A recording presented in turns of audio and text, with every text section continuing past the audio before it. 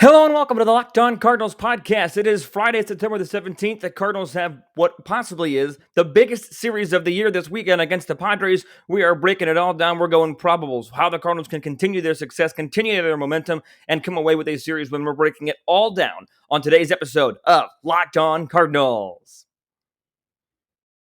You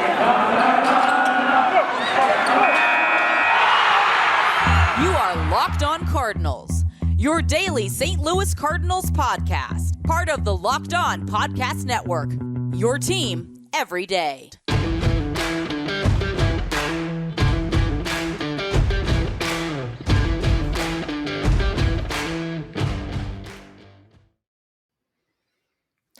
Welcome into Locked On Cardinals, everybody. I am the host of the show, Lucas Smith. Thanks for tuning in today, and every day you tune in. We should be back and running on the YouTube today, as I think I've got the connection issues figured out, and as well as on your favorite podcasting platforms. Thank you for kind of working with me this week and being patient, as always. Once again, I am Lucas Smith, host of the show. We got an exciting episode for you guys today, and that episode today is brought to you by Spotify Green Room. Be sure to download the free Green Room app and find one of our Locked On rooms today. Cardinals have a pivotal series, a big-time series this week, and coming up against the San Diego Padres for a multitude of reasons. They're in a playoff race. The Padres are right behind them in said playoff race. It's at home. It is the 2011 celebration weekend this weekend, so we'll look at that a little bit later on in the show as well. 10-year anniversary of that is this season, so we'll be sure to look at that season.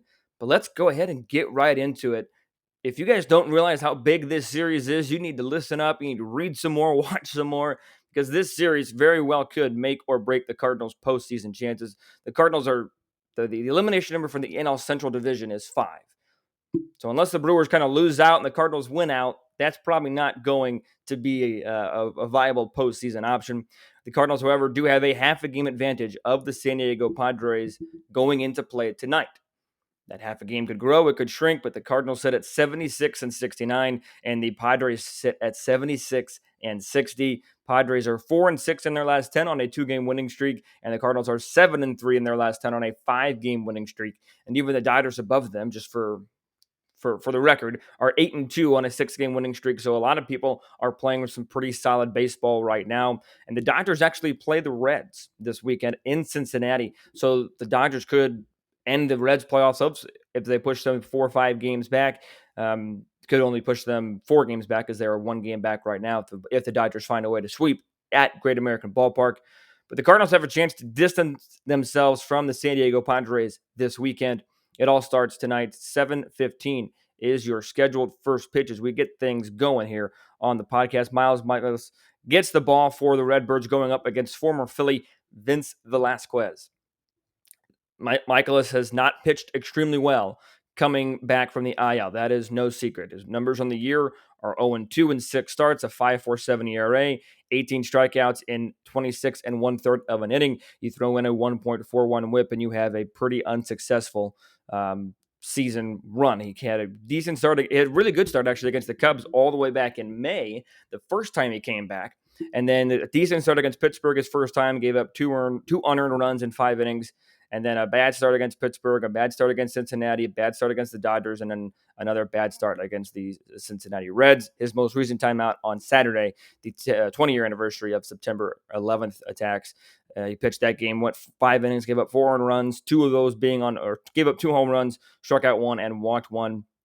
Cardinals seem to have an inability to keep the ball in the ballpark. Even in John Lester's most recent start, gave up some home runs over there in Queens. But for Miles Michaelis, it's going to be, it is time. It is more than time for Michaelis to kind of start to step up and pitch like he did in 2018, or maybe not even all the way back in 2018, but the way he did in the postseason of 2019. Decent start against the Braves in the division series, really solid start in Game 1 against the Washington Nationals in Game 1 of the National League Championship Series. It's time. I don't know if he's not fully healthy yet or what, but it is time for Mr. Michaelis to step up. Cardinals are going to be going up against Vince Velasquez, who has had some really incredible moments in his career. 2021, not one of them. He's 3-6 with a 5.95 ERA, 81.2 innings pitched this season, a whip of 1.48. He got an ERA of 8.69 in his last 7 starts. Here are the game logs of his last 3 games, and his most recent game coming all the way back on July the 30th. So this will be first start in a while. He went 5 innings on the 17th, no earned runs against Miami. Not bad. 2 1/3, 6 earned runs against the Braves on the 24th. Not good. And then 2 innings, 5 earned runs against the Pittsburgh Pirates on the 30th of July, So not good. So Vince Velasquez is getting his first appearance since that July 30th start against the Pittsburgh Pirates, coming back from injury. Sometimes you never know what you're going to get from a pitcher. Sometimes you just don't. But the Cardinals are going to have to rely on not a lot of past success in order to get this job done, because Nolan Arenado is just a $133 and 15 at-bats against Velasquez. Let's see here. Matt Carpenter, 167 and 12 at-bats. Not saying he'll play a lot. Yadier Molina is 2 out of 9. But then Paul Goldschmidt does have some moderate success. He's 4 for 12, a home run, throw in, an RBI in there. So a little bit of success. Cardinals are going to be looking to exploit the lack of experience here in 2021 for Velasquez, trying to get a win. And like I said, Michaelis just needs to pitch like he has pitched in the past. It's time for him to step up. It 100% is. Because that pitching matchup doesn't really, in my opinion, favor one way or the other, because you've got somebody coming back from injury. You've got somebody that has been coming back from injury for a while that still hasn't impressed very much, and Michaelis. So that one doesn't really sway one way or the other. On paper, or at least by name alone, one would think that the pitching matchup on Saturday's start would sway all the way to the Cardinals. One would say just by name alone, it would be pretty even, because you've got Yu Darvish and Adam Wainwright. But you look at Yu Darvish's numbers here in 2021, they have not impressed since very early on in the season. He's 8-10, a 4.32 ERA, 150 innings, 177 strikeouts. His whip is pretty solid at 1, but he's got a 7.86 ERA in his last 7 starts. His start on September the 1st against Arizona, he gave up 5 earned runs in 2/3 of an inning. He pitched pretty solid, 6 innings, 1 earned run against the Angels on the 8th of September. But he's coming off a 8 earned run outing and 4 innings pitched against the San Francisco Giants on the 13th of September back on Monday. He has not pitched well here in the second half of this baseball season. Let's just look at his ERA by month for Yu Darvish. On April, in 6 starts, it was 2.13. He had a 2.2 ERA in 5 starts in May. 3.07 in 5 starts in June, not bad. But July, he's had a 7.36 ERA in 5 starts. August, a 6.32 ERA in just 3 starts. And so far in September, a 9.95 ERA in just 3 starts, as he has given up 14 earned runs in 12 2/3 of an innings pitched. Post All-Star break, a 7.20 ERA. So Yu Darvish has not been extremely efficient or extremely successful. Meanwhile, Adam Wainwright is seeming to get stronger as the season goes on. He's got a 1.24 ERA in his last 7 starts. In the second half, or in post All-Star break, he's got a 2.02 ERA overall in 12 starts. Overall in the season, as I'm sure you all are very well aware, he's got 29 starts. This will be his 30th start of the season. He's 16-7 with a 2.88 ERA, 167 strikeouts, 190.1 innings pitched, and a whip of 1.03. The man is just 3 strikeouts away from the 2,000 strikeout club. So on paper, I should find a different way to phrase that. When you're thinking of just the names, you think it's a pretty even pitching matchup, might go one way or the other. But when you look at the recent numbers and how each team is trending, each pitcher is trending, this is an advantage Cardinals. Adam Wainwright has been the Cy Young of your team, and in my opinion, a top 5 candidate for Cy Young. Not saying he should win first, but I'm saying he should get some votes and some consideration and some national attention. But he's been up there. He's been very, very good for you this season. And he's going to start on Saturday, and that's really whenever Wainwright starts, you have a really, really good feeling about that game. At least I tend to. Really good feeling about that game that Wainwright is going to start on tomorrow, on Saturday. Advantage Cardinals, in my opinion. Advantage Cardinals. So that's the first 2 games. We'll look at the next game in the next segment, or at the third game in the next segment, as well as look back on the series that was and how the Cardinals can kind of right the ship, because the Cardinals got swept out of San Diego back in May. So we'll look at Game 3, look at that series. We'll also take a break after that. Have one question that I missed for the mailbag that I will be sure to share on today's episode, as well as kind of take a look back on memory lane of the 2011 World Series champion St. Louis Cardinals, as that celebration is indeed this weekend. McGuire, Freese, and others back in town, or McGuire was quoted recently back in town for that. So all that and more coming up in just a moment. But when you think of 2011, you tend to get a warm, fuzzy feeling. When I think about Built Bars, my mouth starts drooling and I start having a wonderful feeling and I start craving a Built Bar because they have some incredible flavors for you all to try. If you haven't heard of them all, here they are. You've got coconut, cherry barcia, raspberry, mint brownie, double chocolate, salted caramel, strawberry, orange, cookies and cream, German chocolate. So delicious. Can't go wrong. There's something for everybody. If you're looking for a recommendation, mine would be double chocolate. They're all covered in chocolate, but if you can get some more chocolate, why wouldn't you? And all these bars are incredibly healthy as well, even the double chocolate. Most bars have 17 to 18 grams of protein, calories ranging from 130 to 180, 4 to 5 grams of sugar, and 4 to 5 grams of net carbs. Amazing flavors, all tasty, all healthy. Get yourself a mixed box where you get 2 of each of the 9 flavors or order 1 flavor, whatever you'd like. You can't go wrong with a Built Bar. And Built Bar is also the official protein bar of the U.S. track and field team. Haven't enticed you enough? I've got a discount for you. Go to Built.com, enter the promo code LOCKED15 for 15% off your order at Built.com. That's right. You get a delicious tasting protein bar. You get a healthy protein bar, and you save some money with the promo code LOCKED15 at Built.com. Order yourself some Built Bars today. Game number 3 for the Cardinals will send out TBD right now, but looking to be J.A. Happ if you look at how the Cardinals have lined up their rotation have been lining up the rotation recently, but Katie Wu kind of reporting that the Cardinals will not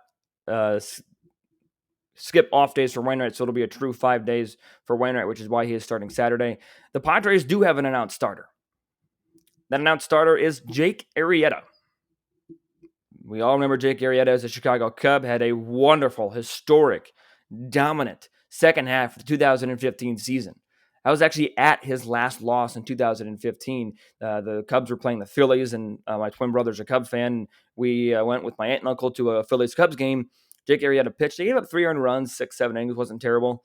But the story of that game was the fact that Cole Hamels threw a no-hitter, and that was Jake Arrieta's last loss of 2015 until the postseason. So we all know what Jake Arrieta has done, but what's he doing right now? Nothing fantastic. He's 5-13 and 23 starts, a 7.05 ERA, 83 strikeouts, and 98 and a third innings pitched, and a WHIP of 174.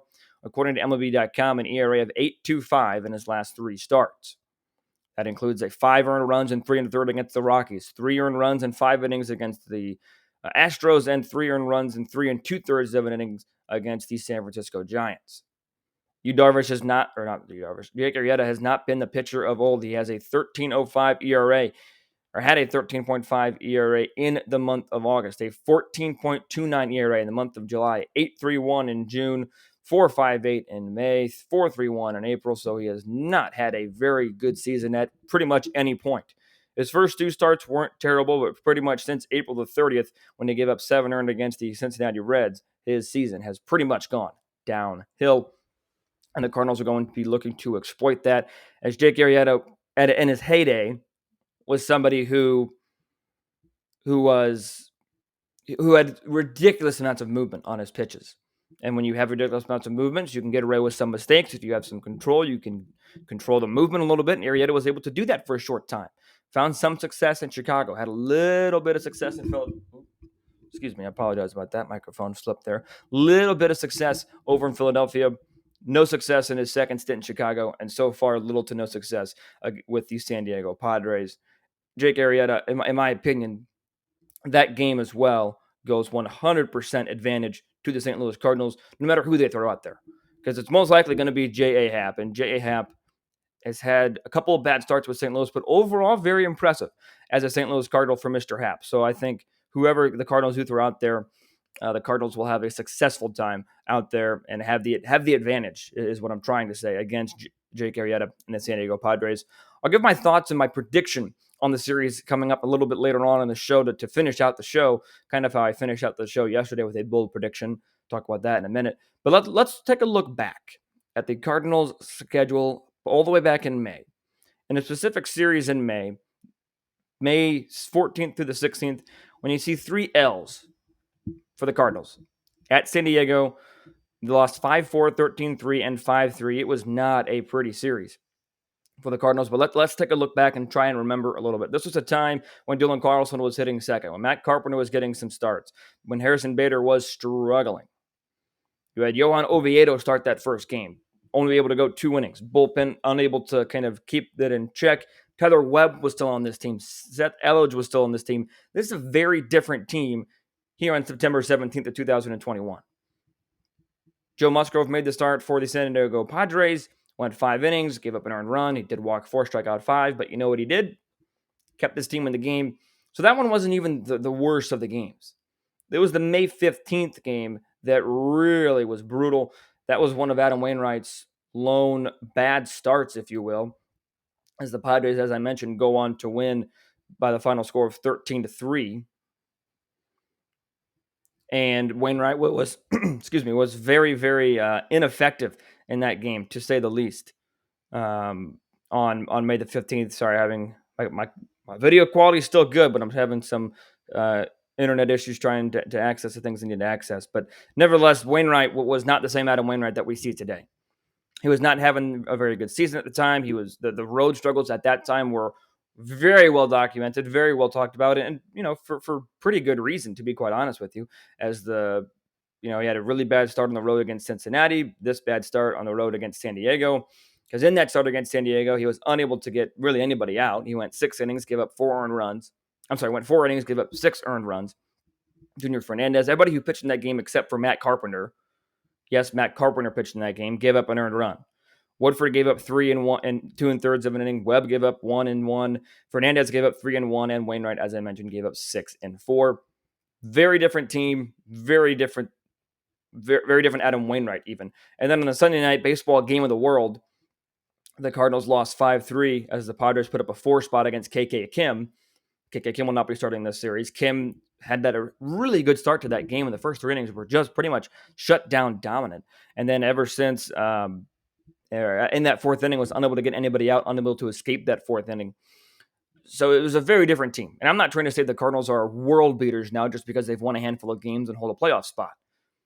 But the Cardinals are playing a lot better baseball, even than they were in May. And at that point in May, they were having a pretty solid season for the most part, and were trending up. But this is a completely different team than the one that we saw back in May, both in the Cardinals and the Padres. Padres have fallen way down. They've had some extremely exciting moments this season. They have played very well for the most part against the Los Angeles Dodgers. They had some really exciting baseball games there.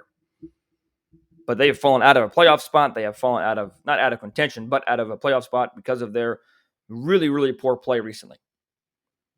The Cardinals are going to be looking to exploit that as they play them this weekend.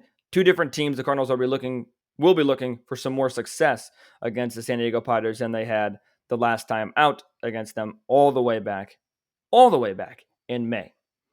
How do they do that? This series, they need to continue hitting like they did against New York, and the pitching needs to not necessarily step up, because Wainwright just needs to keep doing what he's doing. Michaelis needs to step up, but everybody needs to be sharp. They had an off day yesterday. If you missed the off day mailbag, go ahead and listen to that on your way back home from work. If you're listening to this on your way in or wherever you're listening, however you're listening. Listen to that yesterday, answered some questions. I'm going to answer one more in segment number 3. But the Cardinals just need to continue to pitch, or to continue to hit and start pitching some more games. They had an off day yesterday. Forgot my train of thought. So everybody should be rested and ready to go for this big-time series against the San Diego Padres. This very well, every game matters. I know that, April and May, it's kind of hard to look at the playoff picture. Every game matters. I understand that. But these games now are heightened. You can concretely see how one series can elevate or decline your playoff stature. Big time series, need to step up. Hopefully it's a packed house this weekend because of the 2011 celebration. And I'm going to talk about that in segment number 3. So hoping it's good crowds, because the Cardinals are playing a little bit better baseball. We'll see how it goes. And again, all of this to say,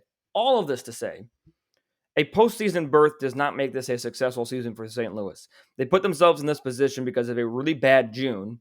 So now they're trying to fight, scratch, and claw their way back up to the top. A successful season, to me, in my opinion, looks like a deep postseason run. But that's a different discussion. Just wanted to make sure that point is still extremely clear. So that's going to do it for segment number 2.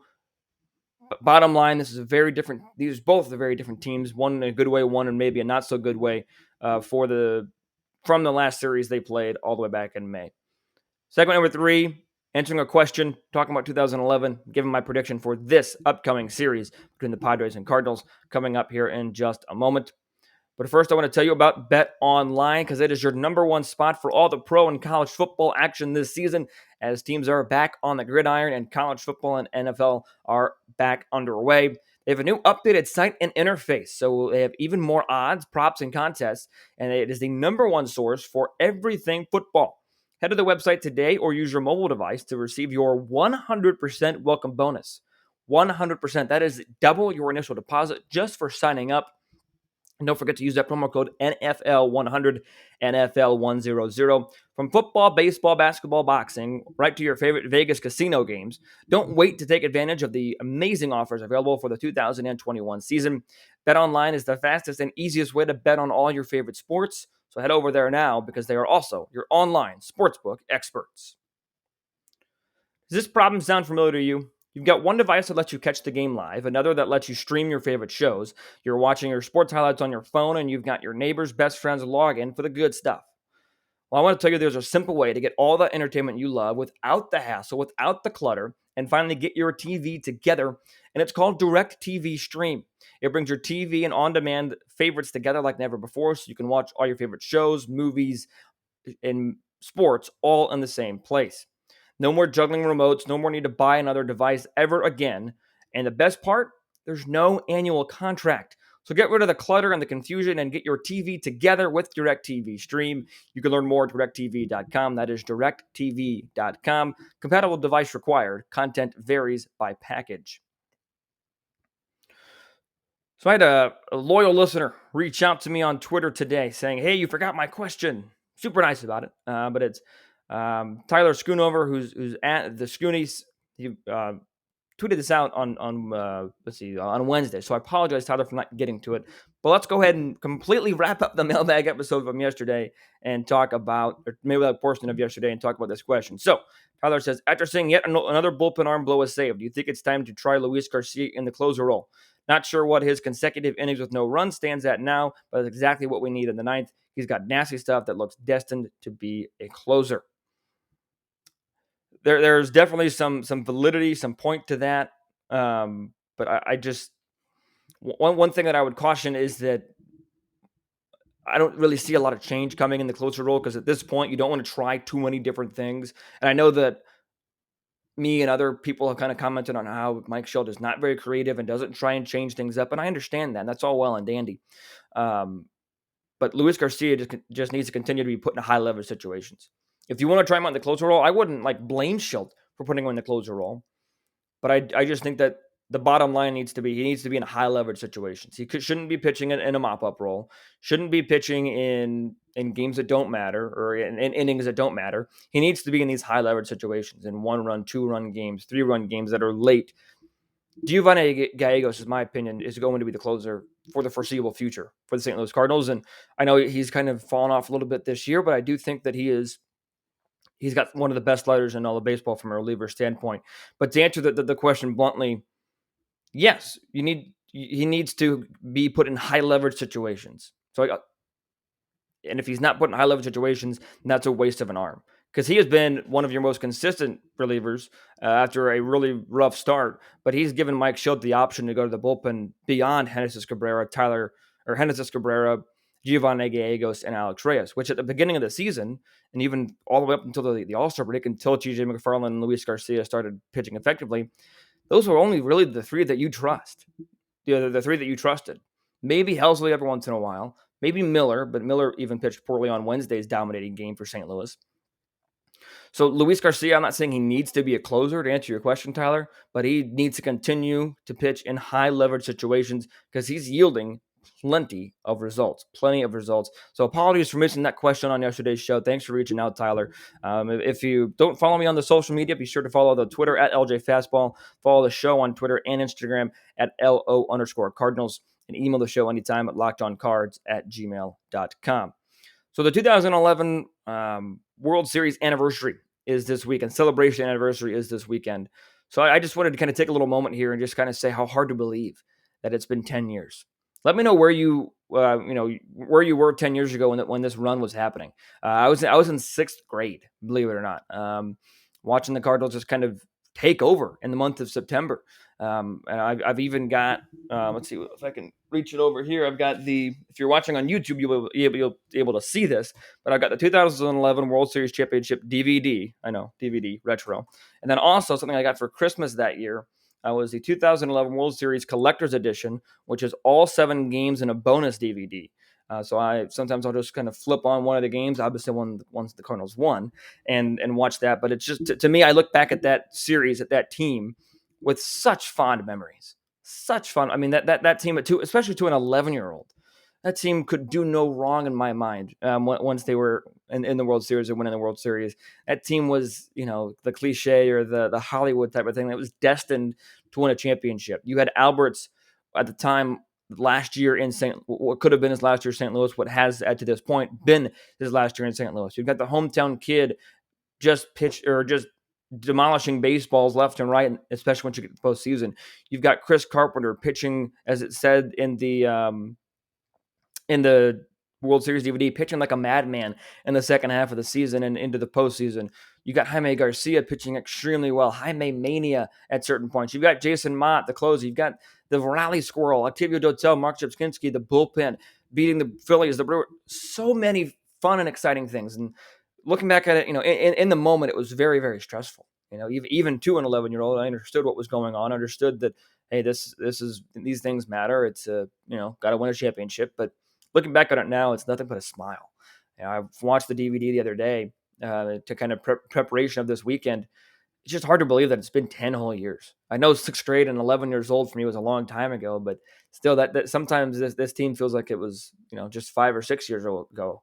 I know that can kind of be a good thing and a bad thing when you're looking at how to judge talent and judge where the Cardinals are at right now as a franchise. But this weekend, I hope we can just enjoy the fact that the Cardinals are back in town. Some of those players are going to be back in town. Something I didn't mention on the team, we also got Lance Berkman kind of making a career resurgence for 1 year, hitting 31 home runs. But nevertheless, it's going to be fun seeing some of those guys back in town.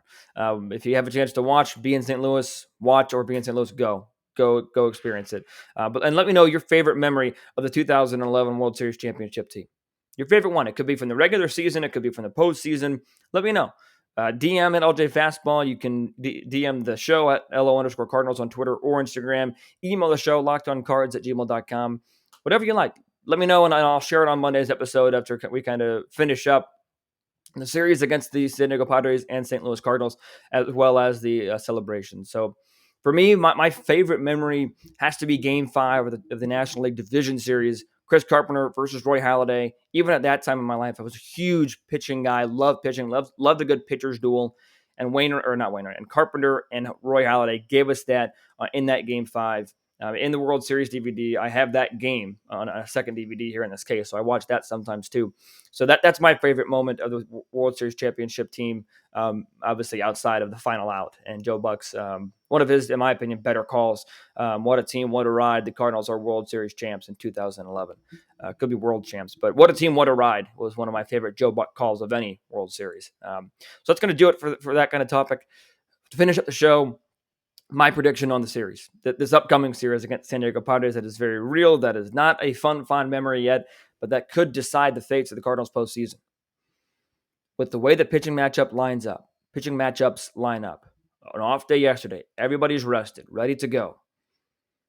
I predict again the Cardinals will make a series win, or have a series win. I think they will take at least 2 out of 3 against the San Diego Padres. It'd be really nice if they could return the favor of a sweep at home and sweep the Padres out of St. Louis. But I will predict the Cardinals take 2 out of 3. I ended yesterday's show with a prediction about the Cardinals will be making the postseason. It starts and it might end with this weekend series against the San Diego Padres. Got to take care of business against teams that are right around you and continue the momentum that the Cardinals have right now. That's going to do it on today's show. Thanks for tuning in on YouTube, on the podcasting platform. Thanks for being patient with me this week. I'm back on Monday with some more content talking about this series, sharing your memories from the 2011 team. So be sure to let me know what your favorite memory is from that team. And until I talk to you guys on Monday, be Be sure to stay safe, stay well, and have a fantastic rest of your day.